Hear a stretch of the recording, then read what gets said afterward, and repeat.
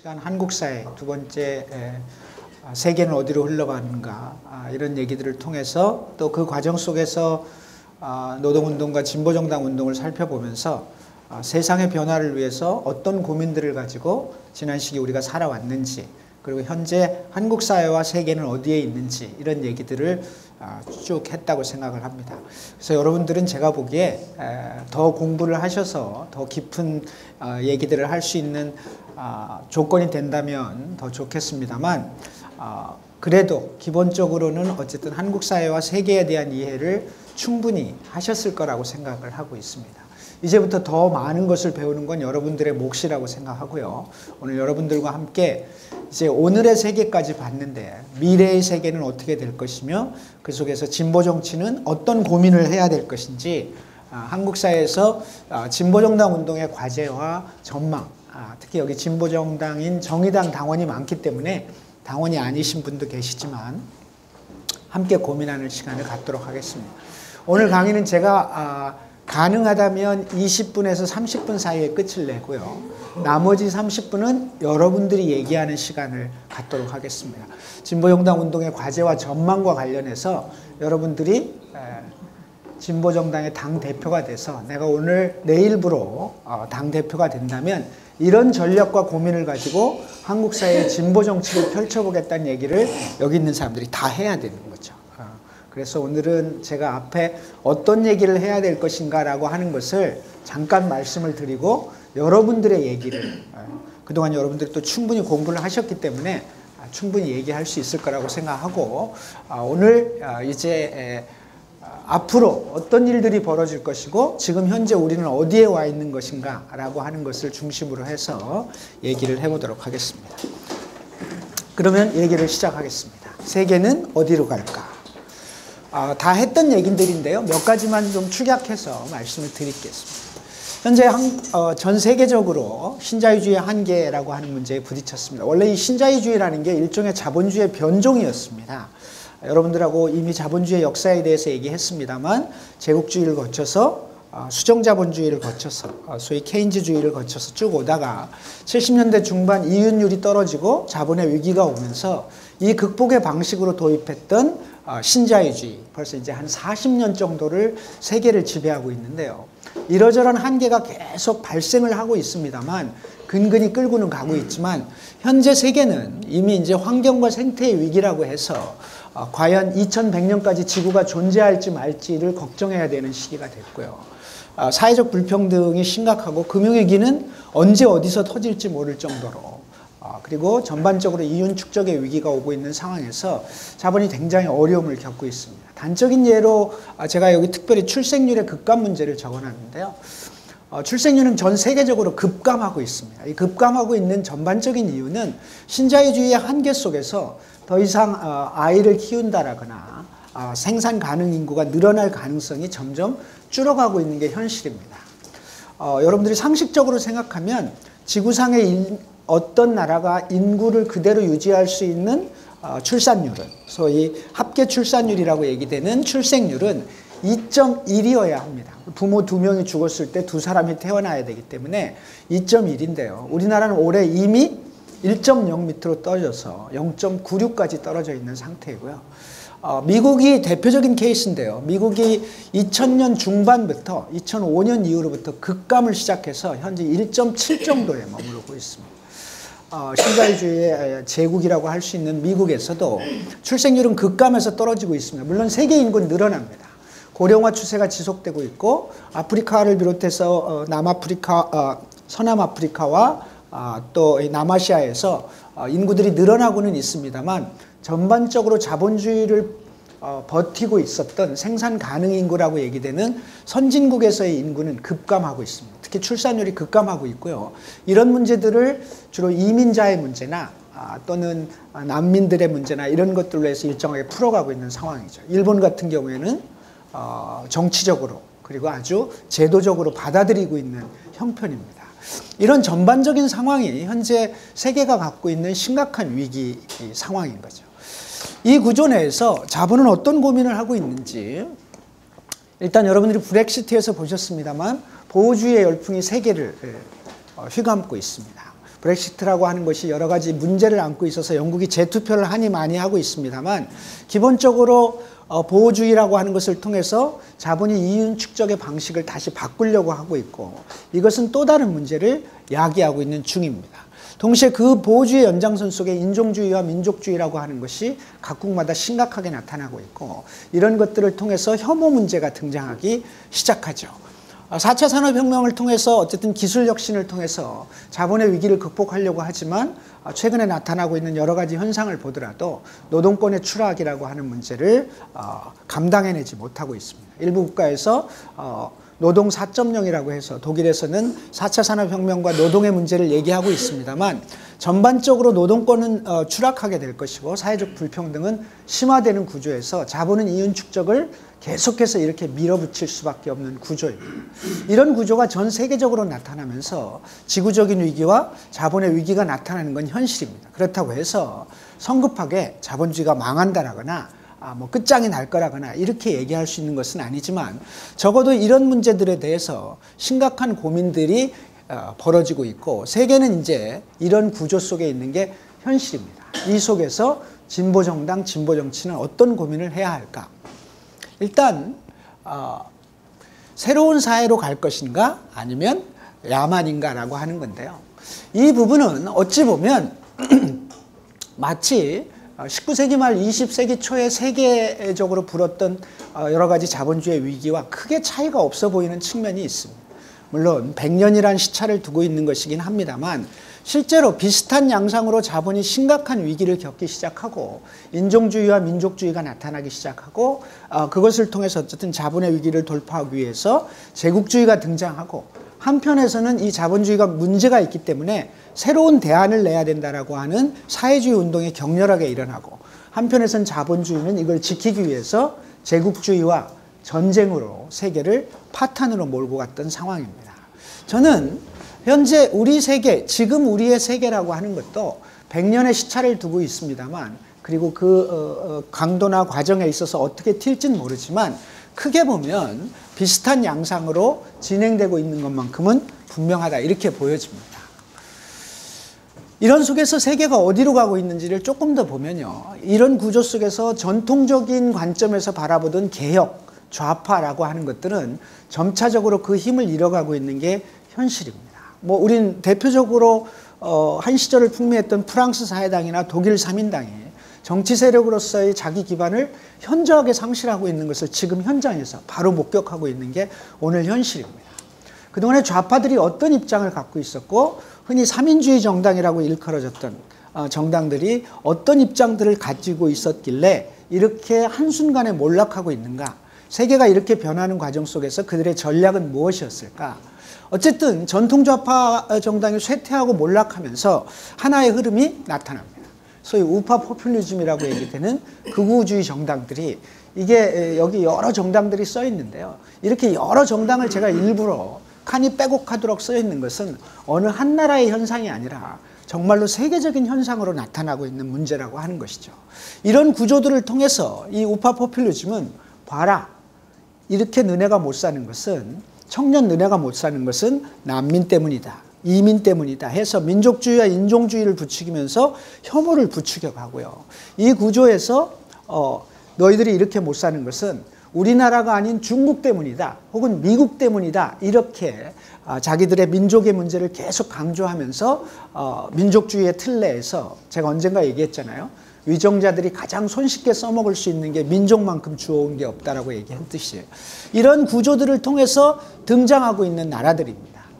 이런 구조 속에서 아까도 얘기했지만 사회적 불평등이 극심한데 이 극심한 불평등의 구조를 우파 포퓰리즘이라고 하는 구조를 통해서 이런 정당들이 나타납니다. 극우 세력이 발붙이기는 어려울 거라고 흔히 유럽에서도 얘기했던 대표적인 두 나라가 독일과 스페인입니다. 독일은 히틀러의 망명 때문에 스페인은 프랑코의 망명 때문에 이런 나라에서는 극우 정당이 나타나기가 어렵다라고 얘기합니다만 독일을 위한 대안은 이미 지난번 선거에서 제3당이 됐습니다. 독일의 극우주의 세력인 독일을 위한 대안은 제3당이 됐고요. 최근에 스페인의 복스라고 하는 안달루시아의 지방의회 선거에서 비약적인 성장을 하는데요. 스페인에서마저도 마저도 극우 정당들이 기지개를 펴고 있다라고 하는 사실은 이런 흐름이 그냥 일과성의 흐름이 아니라 세계 자본주의의 위기와 세계적인 불평등의 구조 속에서 잡초처럼 아주 우후죽순처럼 일어나고 있는 현상입니다. 또 하나의 흐름은 전통 좌파가 몰락하면서 급진 좌파들이 등장하기 시작했습니다. 이 급진 좌파들은 이 구조 내에서 종래의 좌파 정당들이 가졌던 소위 신자유주의 좌파 신자유주의 뭐 이런 개념들이 사실은 신자유주의에 얹혔던 정권이었고 이것이 결국은 몰락을 초래했다라고 하는 반성 속에서 새로운 좌파적 질서를 얘기하면서 급진적인 대안들을 내면서 진출하기 시작합니다.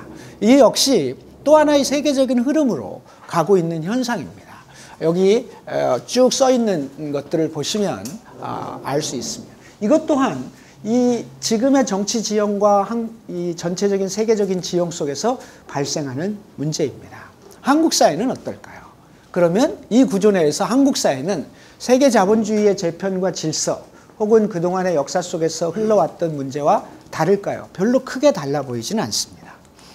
역시 마찬가지인데요. 한국 사회는 여러 가지 뭐 최근에 문제가 발생하고 이런저런 문제들이 있고 뭐 최저임금을 했더니 무슨 뭐 경제가 어려워지고 얘기하지만 근본적으로 보면 구조적인 불황 문제가 있고 한국 경제가 갖고 있는 근본적인 문제, 기술 집약적인 혁신의 실패 때문에 산업 구조가 기본적으로 취약한 거죠.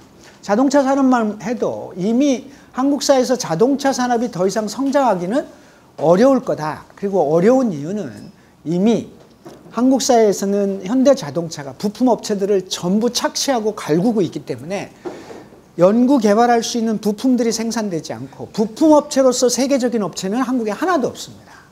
이 구조는 결국 전체적으로 자동차 산업에 있어서 우리 한국 경제를 끌고 왔던 자동차 산업 같은 것들도 후퇴할 수밖에 없는 구조에 있다라고 하는 것을 확인시켜주고 있는 거죠. 우리가 언제 광주형 일자리 문제를 얘기할 때 광주형 일자리와 자동차 산업이라고 하는 문제를 가지고 잠깐 토론한 적이 있었는데요.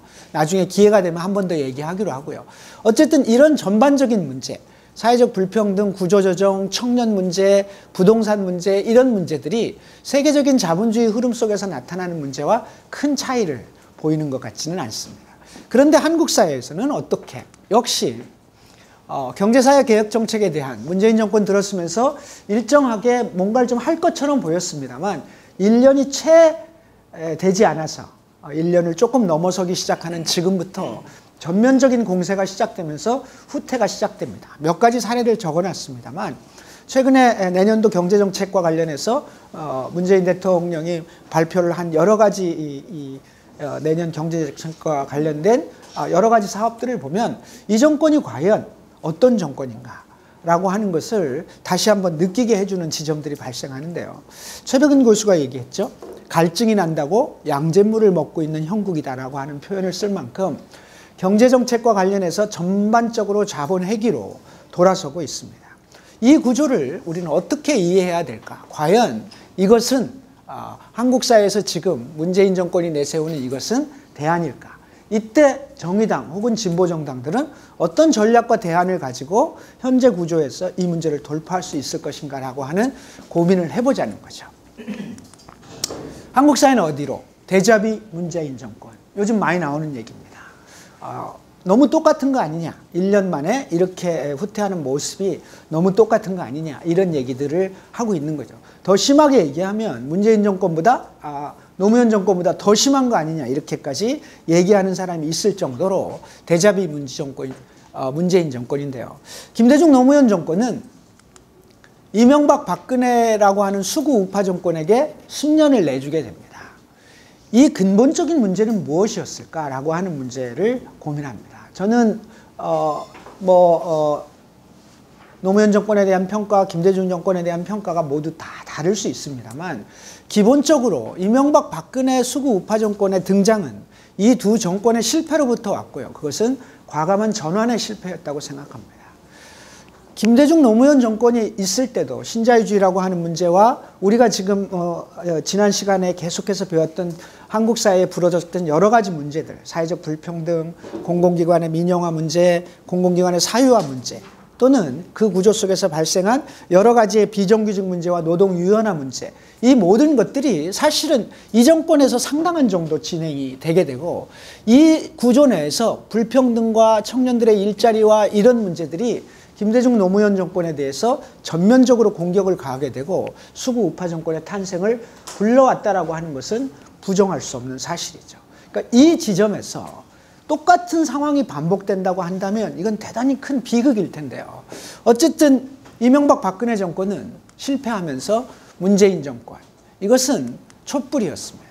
이 촛불혁명은 최근에 마크롱에 대항한 프랑스 민중들의 반란이 있었습니다만, 전반적인 세계적 질서와 조류에서 보면 소위 이 아프리카에 일정하게 불었던, 중동 지역에 일정하게 불었던 민주주의 혁명을 제외하고는 실제적으로 촛불혁명은 역사 속에서, 세계사의 역사 속에서 굉장히 우연적이고 돌발적인 상황 아니냐라고 보는 사람들도 대단히 많습니다. 이게 과연 우리나라는 좀 독특한 거 아니냐, 아직도 희망이 남아있는 거 아니냐, 이렇게 보는 견해가 있는데요. 그럼 이게 정말 희망이 되려면 문재인 정권은 촛불혁명이 만들었던 구조를 희망으로 바꿔야 되는데, 그렇게 할 수 있겠는가, 혹은 과감한 전환을 할 수 있겠는가. 노무현이 사후에 회고록을 쓰면서 내가 왜 그때 그랬는지 정말로 후회된다라고 하는 얘기를 하고 말았는데요. 그 얘기를 하지 않을 수 있는 정책을 펴야 함에도 불구하고 이미 문재인 정권은 과거사를 청산하거나 민주주의 문제나 남북 평화의 문제나 뭐 일정하게 여성 문제나 또는 최근에 있었던 대체복무 문제나 이런 측면에서의 다소의 진전이 있었다는 것을 부정할 수는 없지만, 전반적으로 개혁은 후퇴하고 있고 성장 중심, 자본 중심의 정책으로 돌아가고 있습니다. 최저임금의 속도 조절 얘기가 끊임없이 나오고 있고, 제가 보기에 내년도에 최저임금은 절대로 두 자릿수를 올리지 않을 거고, 심지어는 이미 올린 최저임금과 관련해서 전반적으로 산입범위 문제를 가지고 계속해서 계약해 두었고, 노동시간 단축 문제는 탄력근로제로 이미 노동시간 단축의 효과가 빠지고 있는 것이 현실입니다. 이렇게 가는 것은 김대중 노무현 정권 때와 너무나도 똑같은 구조입니다. 김대중 노무현 정권 역사 바로 세우기부터 시작해서 여러 가지 이 정치적 민주주의 측면에서 노력한 지점이 있다는 것을 부정할 수는 없지만, 이 밑에 부분과 관련해서는 상당한 정도로 똑같이 가고 있는 거죠. 남북 평화, 민주주의, 과거사 창선이라는 측면에서 너무나도 똑같은 거죠. 밑에 부분에 있어서도 역시 너무나도 똑같은 양상을 보이고 있는 이때 또다시 실패를 반복할 것인가, 진보 정치는 어떤 대안을 가져야 될까라고 하는 게 오늘 우리가 같이 고민해야 될 숙제이다, 이렇게 생각합니다. 촛불은 우연인지 아니면 새로운 사회의 시작인지, 이 문제를 오늘 여러분들이 고민을 해봐야 되는 거죠. 근데 이미 촛불연대는 해체되고 있습니다. 아까 촛불로 이루어졌던 촛불연대가 갖고 있었던 한국 사회의 새로운 사회를 위한 갈망의 염원은 이미 분열과 갈등의 구조로 가고 있는데요. 한국 사회는 어디로, 정치 세력이 진보적으로 재편될 것인가, 아니면 다시 또 한 번 반동적 질서가 구축될 것인가라고 하는 문제입니다. 우선 자유주의 정치 세력 더불어민주당은 지지율이 최근에 후퇴하고 있는데, 이 후퇴의 원인이 개혁 추진의 부작용으로 판단하고 있는 게 명확한 것 같습니다. 그동안 했던 개혁들이 문제가 있었기 때문에 지지율이 떨어진다.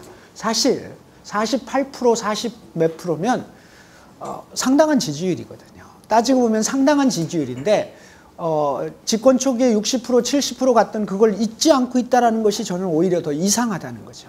이런 구조에서 개혁 추진의 부작용 때문에 지지율이 후퇴하기 때문에 사회 경제적인 개혁 정책을 후퇴시키고 남북 문제를 가지고 지지율을 끌어올리겠다라고 하는 거고, 나머지 문제에 대해서는 사회 경제적으로는 자본 중심의 정책으로 전면적으로 전환합니다. 공공부문에 대한 전면적인 민자 유치를 선언했고요. 누군가 그런 얘기 했잖아요.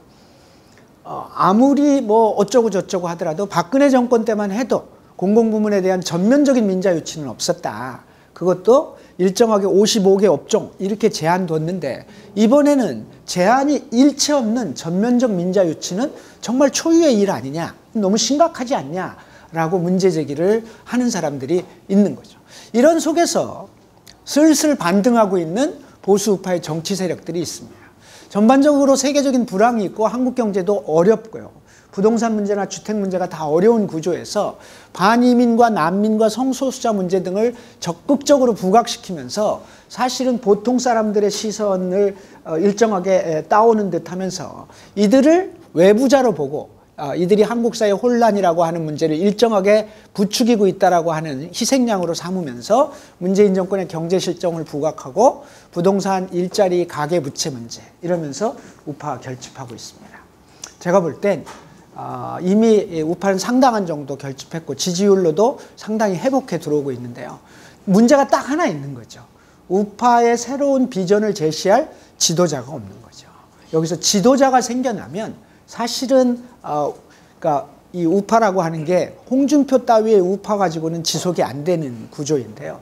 그것이 아닌 구조만 있다면 사실은 새로운 가능성을 열어갈 수 있는 조건이 있는 거죠.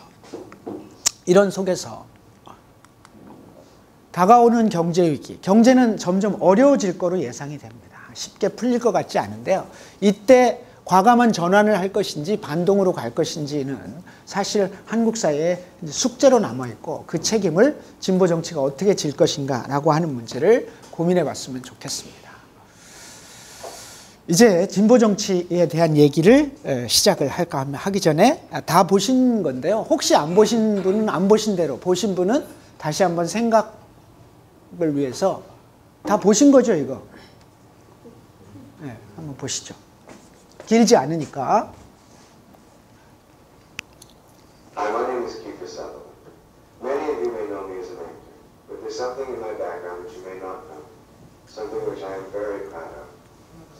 I am also a grandson of the late Tommy Douglas, a premier who brought an enormous change to Saskatchewan and the rest of Canada. He was also the first leader of the New Democratic Party. Using his voice in a recording that he made in 1962, we'd like to share a story with you. A story that he made famous as early as 1940. It's a story of a place called Mouse Lake, and it's as important today as it was many years ago. It's not just a piece of history, it's really one of the best explanations you'll ever hear about why Canadians like you and me support the New Democrats. The NDP and the members of the United Food and Commercial Workers Union across Canada are proud to present this animated version of Mouse Lake. It's a message worth preserving for generations to come and for current generations. So please join me now. My grandfather takes us to a place that he called Mouse Lake.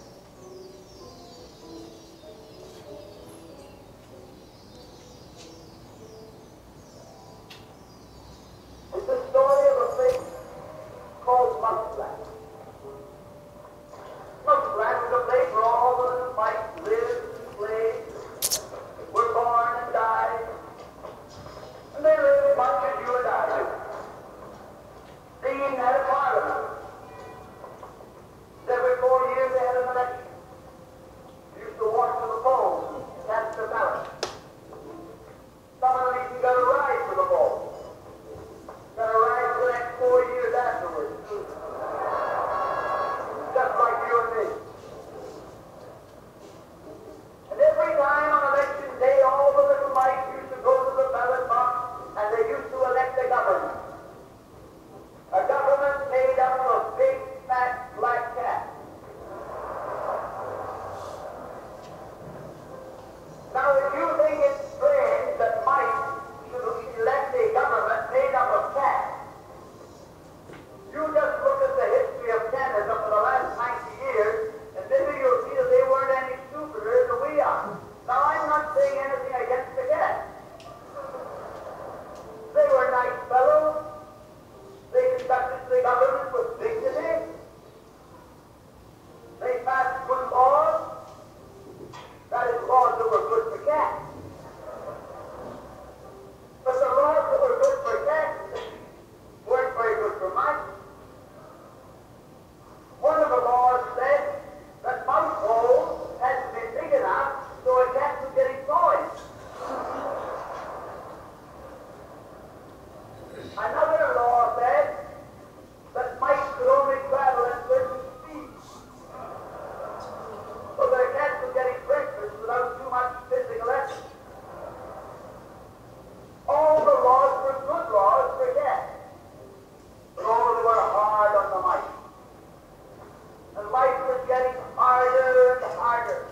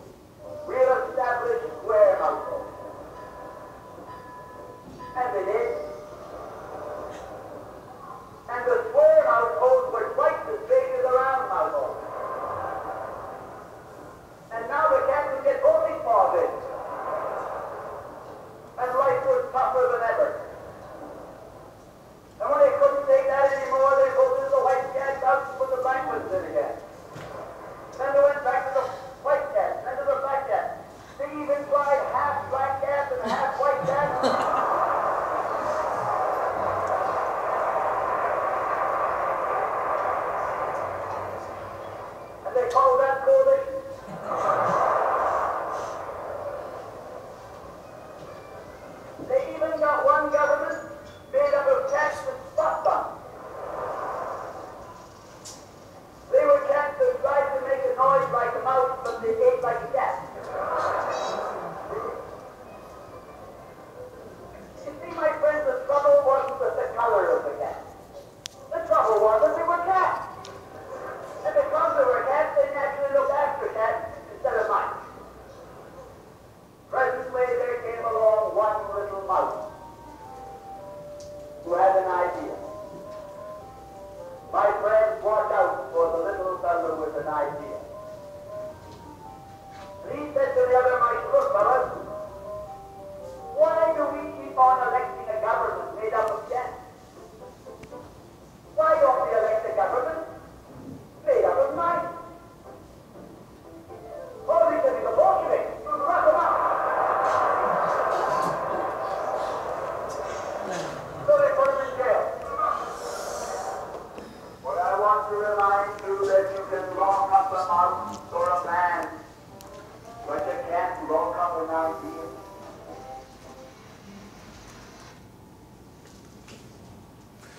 네, 뭐 전에 보신 분들도 계실 텐데요. 어쨌든 우리가 혹시 이런 일들을 계속 해왔는지 모르겠습니다. 해왔는지 모르겠는데요. 이제 이런 속에서 진보 정치는 어떤 전략을 가져야 될지, 진보 정치의 성장은 가능한 건지 얘기를 한번 해보도록 하겠습니다.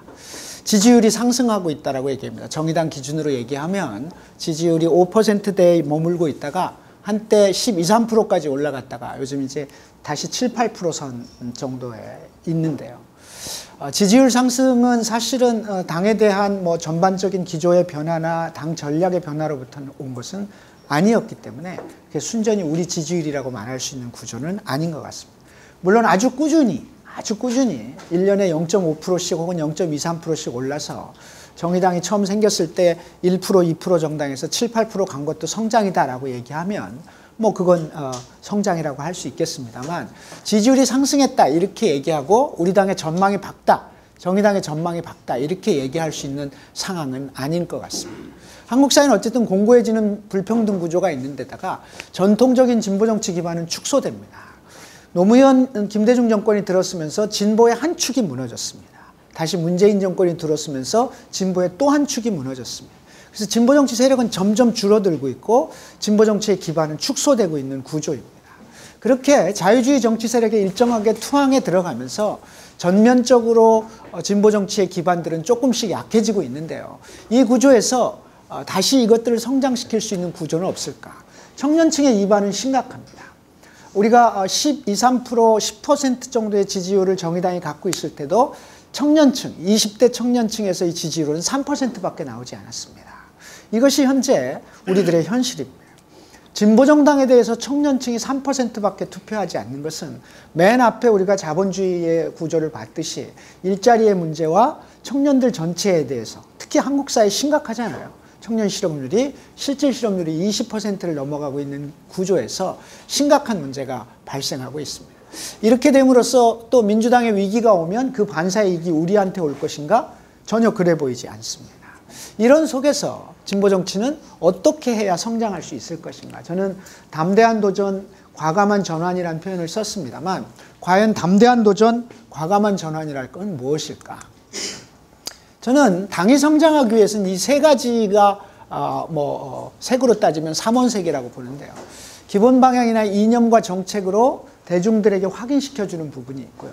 조직적 기반, 중요한 조직적 소구 대상이 누구인지를 확인하는 것이고, 세 번째는 한편으로는 의회정치운동이라고 하는 구조를 통해서 가장 대중적인 정치를 어떻게 펼칠 것이냐, 이 부분도 매우 중요한 영역이라고 생각합니다. 뿐만 아니라 의회정치뿐만 아니라 사회운동의 영역이 같이 소위 의회정당과 사회운동정당이라고 하는 두 가지가 어떻게 잘 이루어질 수 있겠느냐라고 하는 지점이라고 보여지는데요. 이 지점과 관련해서 얘기를 좀 해보도록 하겠습니다. 제가 하는 얘기는 이제 거의 시간이 다 돼가는데요. 이 속에서 진보정치의 이념, 전략 혹은 방향과 과제라고 하는 아까 얘기한 그 세 가지 지점, 이미 전통적 이데올로기가 해체되면서 사회주의, 삼인주의, 제3의 길 등과 관련돼서 이미 세계적으로는 상당한 정도 타격을 받고 있는 이 구조에서 우리는 어떤 고민을 해야 될까? 정의당 내에는 이런 고민들을 할 수 있습니다. 앞으로 이제 정의당을 어떤 형식으로 어떤 이념과 방향, 정책 또는 조직 대상들을 어떻게 꾸려갈 거냐? 크게 보면 이런 입장들을 가진 사람들이 있습니다. 대중성과 합리적인 진보의 모습을 보여야 되고 메갈 논쟁 등과 같은 급진적 운동에는 거리를 둬야 되고 선거법 개정 등 정치개혁을 통해서 우선 의석을 확보하는 것이 가장 중요하다고 보고 이런 것들입니다. 근데 사실은 예를 들면 선거법 개정을 통해서 순간적으로 올라갈 수 있겠습니다만 우리가 워낙 의석이 작으니까 우리 교섭단체 했으면 좋겠다 이런 생각을 하는데요.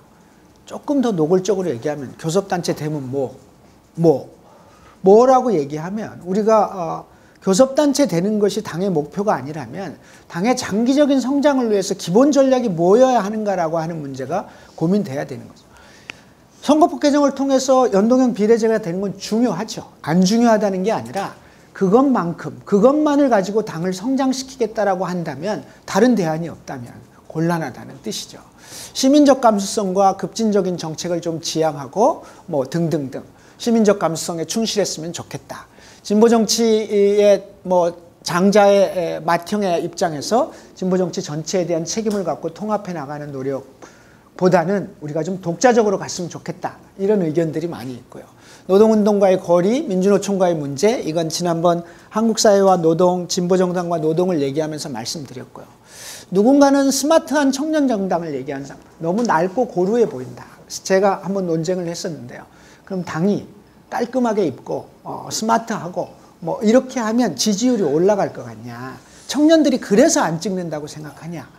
나는 뭐 기술적으로 그런 게 좀 필요하면 뭐 그럴 수 있다고 보는데 본질적인 문제가 아닌다고 생각하는데 그걸 지적하는 사람이 굉장히 많아요. 그래서 당내에서도 좀 더 멋져 보이고 뭐 이런 주문들을 자주 하는데 SNS 시대니까 아주 뭐 그런 측면이 전혀 없다라고 개무시할 필요는 없겠습니다만 기본적으로 마치 당의 성장이 스마트한 청년정당이라는 개념으로 접근한다고 해서 청년들이 우리 당을 찍을까? 저는 뭐 그래 보이지 않습니다. 솔직한 얘기로. 제가 청년이 아니어서 잘 모르겠습니다만 민주당과의 협치나 혹은 문재인 정권과의 연대, 우리가 같은 표현을 쓰더라도 문재인 정권의 개혁이 성공하는 것이 정의당에게도 좋은 일이다. 이게 좋은 말인지 나쁜 말인지 되게 헷갈리는데요. 이 말을 잘못 사용하는 것은 우리를 주로 놓지 않고 문재인 정권의 종속적인 개념으로 놓는다는 점이 치명적인 겁니다. 그럼 결국 문재인 정권에 계속 협조해야 되고 이중대 역할을 할 수밖에 없는 구조가 돼버리는 거죠. 이 구조에서 문재인 정권에 대한 분명한 비판적 자세를 보이는 것이 훨씬 더 중요한 것이 아닐까라고 하는 고민도 해보는데요. 어쨌든 그래서 당은 중도 개혁주의 정당으로 모습을 좀 갖는 것이 표를 얻는데 당이 성장하는데 도움이 될 거다라고 하는 의견이 당내에 있어요, 없어요? 예, 당내에 이런 의견들이 꽤 많죠. 예. 이렇게 가는 것이 우리 당의 성장의 방안인지 뭐라고 하는 문제에 대해서 여러분들의 이제 판단이 필요한 거죠. 제가 그래서 아까 전 세계적인 조건 속에서 기성의 정당들이 어떻게 몰락하고 있는지를 말씀드렸고 한국 사회도 비슷한 조건들이 있다 말씀드렸는데요. 또 다른 견해들이 있습니다. 예를 들면 자본주의 체제에 대해서 근본적인 의문을 던지는 정당이어야 하고 여성 소수자 등에 대한 사회적 약자 문제에 대해서 조금 더 급진적인 대안을 가지고 접근하는 것이 필요하다라고 하는 입장들을 갖고 있는 거죠. 그래서 메갈이나 이런 문제에 대해서 지나치게 움츠려들지 않았으면 좋겠다라고 얘기하지만 그것이 일반적인 정서나 뭐 여러 가지 측면에서 어렵다라고 하는 반론이 당내에 부딪히고 있는 거죠. 환경과 생태 문제에 대한 급진적 대안, 지역정치나 부문운동에 대한 헤게모니 전략. 사실 당이 지역정치나 부문운동과 관련해서 아무런 헤게모니 전략이 없어요. 제가 볼 때는 지역위원회를 지역에 있는 사람들이 열심히 노력하는 것이지 당이 중앙의 전략으로서 지역정치를 어떻게 하겠다라고 하는 프로젝트를 준 적이 없어요. 제가 볼 때는 이러이러한 사업들을 지역이 우리가 모두 함께 같이 해야 된다라고 하는 통일된 지역 전략이나 부문운동에 대한 전략 같은 게 없는 거 아니냐. 노동 중심의 진보정당 노선, 이것은 지난번 한국사회 노동할 때 제가 말씀드리고 싶었던 건데요. 노동이 당당한 나라를 내세우고 있지만 실제로 어떤 역할들을 하고 있는 건지 나름대로 가장 노동에 가까운 정당이라고 할 수는 있겠습니다만 노동 중심의 진보정당이라고 하는 게 어떤 의미인 건지 그게 예를 들면 민주노총이 아니라 한국 사회에 일하고 있는 모든 노동과 관련된 어떤 급진적 대안들을 가질 것인지, 착한 민주당이나 혹은 중도개혁의 포지션을 과감히 펼쳐야 된다, 이런 급진적인 민생정책 발굴과 의제화가 필요하다, 이런 견해들을 갖고 있는 사람이 있는데요. 실제로 제가 볼 때 당은 이렇게 얘기하면 뭐 저에게도 틀린 얘기는 아닌데 라고 얘기할 수 있지만, 이렇게 기본적인 기조를 잡고 있다라고 하는 생각은 별로 들지 않습니다. 근데 문제는 이렇게 잡으면 표가 떨어질까, 아니면 앞으로 잡으면 표가 떨어질까, 어떤 것이 당의 장기적 전망과 전략으로서 적절한 것인가라고 하는 고민을 해보는 거죠. 그래서 우리는 급진민주주의나 좌파 포퓰리즘 혹은 혁명적 개혁주의 이런 표현들을 쓰는데요. 이제 우리가 사회주의 정당이냐 삼인주의 정당이냐 뭐 이런 종래의 전통적인 이데올로기라고 하는 표현을 삭제하고 나면 요즘은 이제 이런 얘기들이 나오는데요. 제가 오늘 오랜만에 칠판을 한번 봤어요.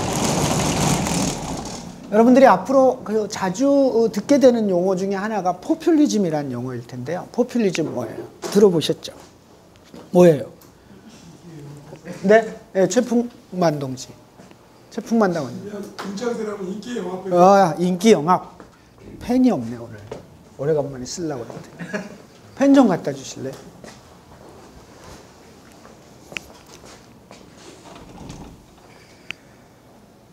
왜 이렇게 늦게 왔어요? 반장이 늦게 와가지고 오늘. 파업 때문에. 그동안 노동운동 안 하다가 거기 들어가서 고생 많이 하시네. 네. 네, 포퓰리즘. 지금 한 분이 얘기하셨어요. 인기 영합 정책이라고 얘기하셨습니다. 또 포퓰리즘 하면 딱 떠오르거나 본인이 이해하고 있는 우리 동지. 네, 우리 당원이. 요거. 네. 또 다른 수진 당원님. 없어요? 대중 추수. 네. 대중. 약간 비슷하긴 한데 어쨌든 대중. 네, 대중. 일단 포퓰리즘이라고 하는 것은요. 누군가 정치학자가 이런 얘기 했는데요. 포퓰리즘은 신데렐라의 유리구두 같아서 신발은 있는데 거기 맞는 발이 없는 이념이다, 이런 얘기를 했는데 그건 무슨 뜻이냐면 이게 사회주의나 삼인주의처럼 정체화된 이론적 구성을 갖고 있는 논리가 아니다라는 뜻이죠. 그래서 현실 정치에서 일어나는 몇 가지의 특징적인 형태들을 종합해 봤는데 그걸 우리가 포퓰리즘이라고 하자, 이렇게 된 거죠. 우리가 사회주의를 얘기할 때 현실 정치에서 벌어진 사안들을 가지고 묶어서 한 게 아니라 이론 체계를 갖고 만들어진 이데올로기라면 이 포퓰리즘은 그런 게 없더라. 어떤 정치학자는 내가 100년을 훑어보고 전 지구를 2바퀴 돌았는데도 이게 무슨 뜻인지 모르겠더라 라는 얘기를 할 정도로 포퓰리즘의 의미는 굉장히 중의적이고 다양하게 나타나는데요. 그래서 결국 나온 게 원래 있던 정치 형태 중에 몇 가지 특징적 요소들을 묶어서 그것을 포퓰리즘으로 한다, 이렇게 대체적으로 정치학자들은 정리하고 있는데요. 잘 말씀하셨어요. 인기 영합 정책이고 또 하나는 대중을 중심에 놓는데 대중과 누구를? 기득권을. 대중과 기득권을 적과 동지라고 하는 구분으로 완벽하게 이분화시키는 거죠. 그래서 이게 포퓰리즘은 우리가 이렇게 못 사는 것, 이 사회를 만들고 법을 운영하고 정치를 하는 놈들과 회사 사장놈들과 이런 모든 기득권 놈들이 바로 이 세상을 운영하는 거다. 청년 일자리가 없는 이유는 바로 이것 때문이야. 그리고 이게 해결되지 않는 것은 의회제도 때문이야. 우리가 직접적인 민주주의를 해보질 못하는 거야. 우리 의사가 반영되지 않아. 이런 얘기들을 끊임없이 하게 되는, 그래서 늘 피해의식을 가질 수밖에 없는 대중. 모든 나라의 모든 대중은 피해의식과 행복하지 않아요. 이걸 끊임없이 자극하면서 기득권 때문에 발생하는 문제라고 하는 것으로 이렇게 딱 이분화시켜서 들어가는 거죠. 이렇게 하면 누구나 감동받게 돼 있어요. 이 구조 내에서. 다만 이 포퓰리즘의 딱 한 가지 특징은 대중 대 기득권 사이에 누가 있냐면 외부자나 혹은 노조 혹은 좌파가 있습니다. 그래서 이 대중을 어떻게 끌고 가냐면 이놈들 때문인데 더 나쁜 놈들은 이놈들 때문에 얘들도 어쩔 수 없어. 이렇게 이제 문제를 받고 가는 거죠. 이게 전형적인 포퓰리즘의 방식입니다. 내가 일자리가 없는 건 기득권 저놈들 때문에 갖고 있는 건데 저놈들도 어쩔 수 없는 건 누구 때문에? 이주민들 때문이야. 난민들 때문이야. 성소수자는 국가 윤리를 해쳐. 그래서 예를 들면 우리가 기독교 국가인데 윤리가 무너지고 있고 이러다 보니까 서로 나누어 쓰는 삶도 망가지고 있는 거야. 이런 식으로 온갖 것들을 갖다 붙이게 되는 거죠. 그리고 민족 문제를 끊임없이 강조하면서 우리가 이렇게 된 것은 중국 놈들 때문이야. 어떤 놈들 때문이야. 이렇게 소위 외부자들을 끌어들이고 특히 이 구조에서 집중적으로 공격받는 건 노조와 좌파들인 거죠. 이런 구조를 통해서 이 기득권을 일정하게 공격하는 듯 하지만 대중을 끌어모으는 거죠. 혹할 것 같지 않아요. 이런 구조라면.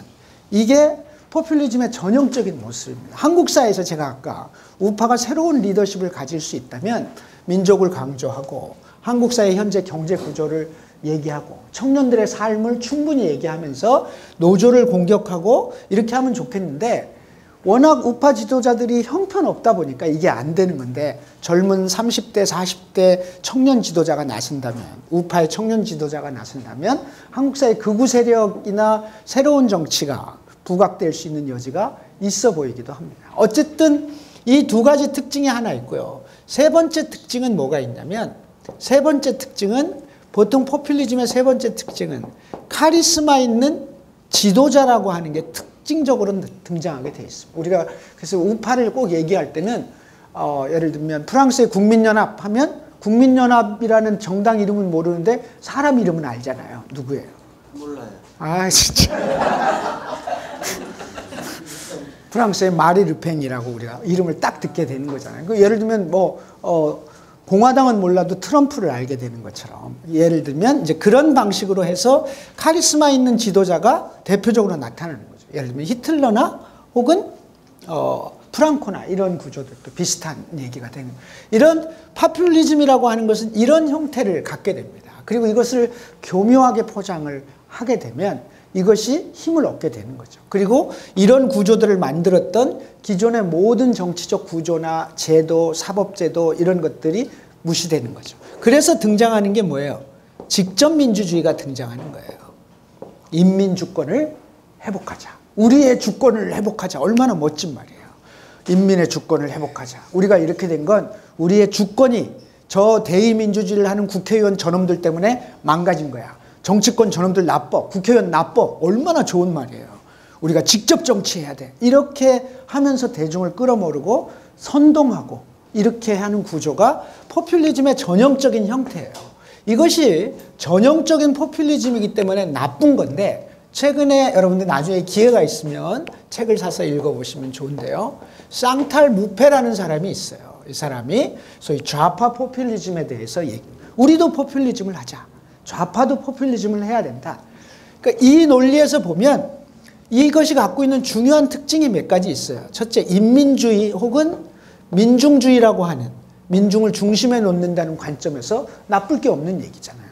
이거를 취하고 또는 직접민주주의는 아니지만 인민들의 주권을 조금 더 참여할 수 있는 구조를 좀 챙겨내고 그리고 기득권을 공격하면서 자유와 평등의 문제를 끝까지 끌고 가고 이렇게 그러니까 여기서는 자본주의 체제가 어떻기 때문에 사회주의를 통해서 프롤레타리아가 어떠고 이런 개념 없이 급진적인 민주주의 제도를 통해서 이 구조를 극복해 가자. 대신에 여기 이 외부자들도 더 크게 묶어서 하나의 대중으로 크게 만들어 가고 이 구조 속에서 신자유주의와 정확히 결별하자라고 하는 구조를 샹탈 무페가 좌파 포퓰리즘이라는 이름하에 이거 해보자 이렇게 얘기를 시작하게 된 거죠. 그래서 좌파 포퓰리즘 혹은 급진 민주주의 여기 혁명적 개혁주의라고 하는 것은